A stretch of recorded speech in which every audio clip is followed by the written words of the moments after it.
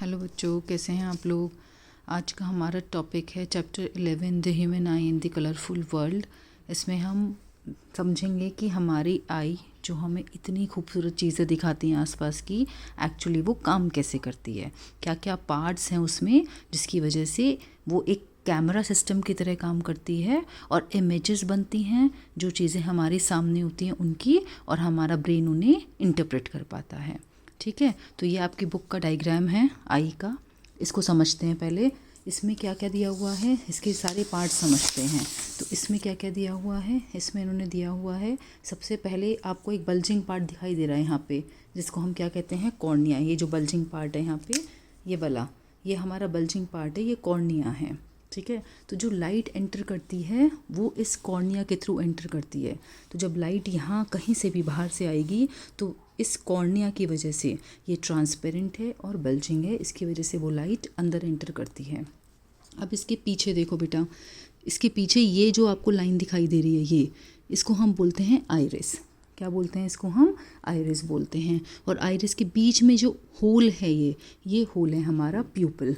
ठीक है, तो जो आइरिस है ये हमारी आई को कलर प्रोवाइड करती है। ठीक है, हम कहते हैं इसकी आइज़ ब्राउन है, ब्लू है, ग्रीन है।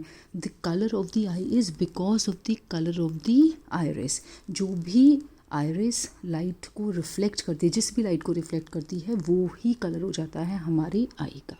ठीक है, अब इसके बीच में ये प्यूपिल जो हमें गिवन है, ये इस प्यूपिल का क्या काम है, लाइट जो है सारी की सारी वो यहाँ से एंटर करके अंदर आती है। और इस प्यूपिल के पीछे आप देख सकते हो एक लेंस बना हुआ है। कैसा लेंस है ये, कॉन्वेक्स लेंस। तो एक तरह से कह सकते हैं ये पूरा का पूरा जो आई है ये कॉन्वेक्स सिस्टम की तरह है। और कॉन्वेक्स लेंस कैसा होता है बेटा, कन्वर्जिंग होता है, यू नो दैट ऑलरेडी। तो इसका काम क्या होता है लेंस का, जो भी आई यहाँ आ रही है, जो भी लाइट यहाँ आ रही है हमारी आई पे, उसे कन्वर्ज करना, कहाँ पे कन्वर्ज करना, इस रेटिना पे कन्वर्ज करना।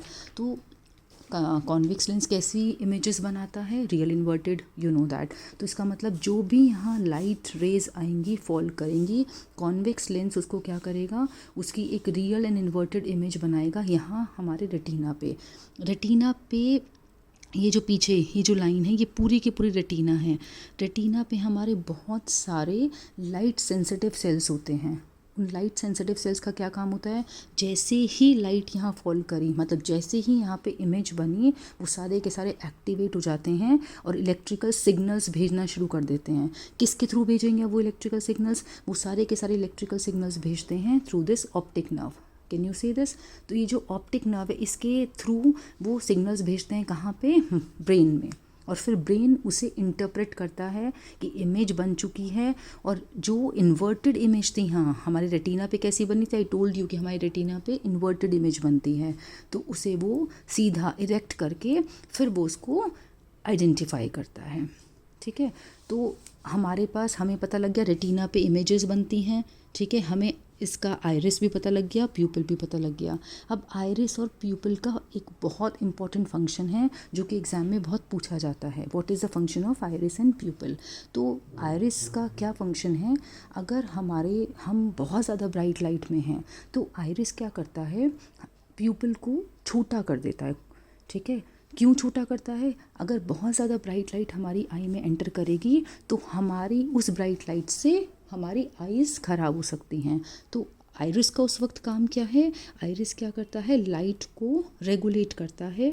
ठीक है, वो साइज़ को कंट्रोल करता है प्यूपिल के, वो प्यूपिल को छोटा या बड़ा करता है अकॉर्डिंग टू नीड। तो अगर लाइट ज़्यादा है, ब्राइट है, तो वो क्या करेगा, उस प्यूपिल को छोटा कर देता है so that less amount can enter our eye. And if there is dark, like if we are in a dark room, मान लो आप अंधेरे में हो, तो क्या होगा उस वक्त, वो प्यूपिल को बड़ा कर देता है। Again it functions as if it makes the pupil big. Big क्यों करा, so that more light can enter our eyes. तो ये आपकी बुक में सब यहाँ मेंशन है कि प्यूपिल regulates and controls the amount of light which enter our eyes, है ना। You can read it from your book here. The eye lens forms a real inverted image of the object on the retina. So I have explained all this to you. और function of iris and प्यूपिल school exams में पूछा जाता है। ठीक है, अब हमारे पास अच्छा एक और चीज़ इंपॉर्टेंट रह गई, ये जो आपका कॉर्निया है और आपका लेंस है, कॉर्निया और लेंस के बीच में एक वाटरी लिक्विड फिल्ड होता है जिसे हम एक्वस ह्यूमर बोलते हैं।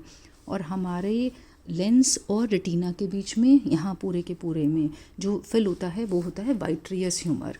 ठीक है, ये मेंशन है vitreous humour, can you see this vitreous humour. तो ये जो वाइट्रियस ह्यूमर होता है ये ट्रांसपेरेंट होता है और इसका काम क्या होता है, इसको शेप में रखना। ठीक है, तो इसका जो शेप मेंटेन होता है वो वाइट्रियस ह्यूमर्स की वजह से होता है। तो ये वाटरी होता है और यहाँ एक ब्लाइंड स्पॉट होता है which is not mention in your book. यहाँ जस्ट जहाँ से ऑप्टिक नर्व शुरू होते हैं इस जगह एक ब्लाइंड स्पॉट होता है। If any image is formed on this blind spot तो वो ब्रेन हमारा इंटरप्रेट नहीं कर पाता। तो यहाँ कोई इमेज अगर बनेगी भी तो ब्रेन उसे इंटरप्रेट ही नहीं कर पाएगा, तो इसे हमने बोला ब्लाइंड स्पॉट। अच्छा, एक फंक्शन और रह गया इसमें जो कि इम्पॉर्टेंट है, जो पेपर में पूछते हैं, वो है ciliary muscles. What is the function of ciliary muscles? You can see कि जो लेंस है, ठीक है, इन लेंस को इन मसल्स ने होल्ड किया हुआ है, if you can see here. तो ये जो लेंस है इनको ये मसल्स ने जिन्होंने होल्ड किया हुआ है, इन मसल्स का क्या फंक्शन है? सोचो क्या फंक्शन हो सकता है। अब लेंस है तो जब हम दूर की चीज़ देख रहे हैं तब भी हमारा लेंस काम कर रहा है, जब हम पास की चीज़ देख रहे हैं तब भी हमारा लेंस काम कर रहा है। इट मीन्स कि ये जो मसल्स हैं ये इसके कर्वेचर को चेंज कर रही हैं। तो इसके कर्वेचर को थिन या थिक कर रही हैं अकॉर्डिंग टू दी ऑब्जेक्ट। अगर हमारा ऑब्जेक्ट दूर रखा है तो सिलियरी मसल्स बिल्कुल रिलैक्स रहती हैं और हमारा जो लेंस है वो थिन ही रहता है। ठीक है, an image is easily formed at the retina. But अगर वो ही ऑब्जेक्ट हमारा पास आता जाए, ठीक है, in that case ciliary muscles को काम करना पड़ता है और सिलियरी मसल्स उस केस में हमारे आई लेंस के कर्वेचर को थिक कर देती है। थिक करने का मतलब क्या होता है, पावर बढ़ा देती है। और पावर बढ़ाने का मतलब क्या हुआ कि उस केस में फोकल लेंथ हमारी कम हो गई। तो when the object is close to the eye, power of the lens increases and focal length in that case decreases, and then the image is formed at the retina. So the function, इसको हम power of accommodation भी बोलते हैं, power of accommodation of eyes. So this is also very important. The two frequently asked questions from this topic is what is the function of iris and pupil, ठीक है, which I have told you that it controls the amount of light which enters the eye, and second what is the function of ciliary muscles, कैसे आपकी आई adjust करती है when the object is near or far. तो you will explain this कि हम आई के curvature को thick या थिन कर देती है ciliary muscles. Is that clear? तो I think I have explain all the topics related to eye. अब ये आपको इसका कंस्ट्रक्शन तो क्लियर हो गया. अब इसमें डिफेक्ट्स भी आते हैं. डिफेक्ट्स में क्या क्या है इसमें जो आपके कोर्स में हैं, जो पेपर में पूछे जाते हैं, वो आपके दो डिफेक्ट्स हैं, मायोपिया और हाइपरमेट्रोपिया. तो ये जो आपके दो केसेस हैं, we will discuss them in the next video. I hope this is clear to you, and if you have any question regarding to this then please post me in comments, and if you like the video you can share with your friends also. Thank you so much.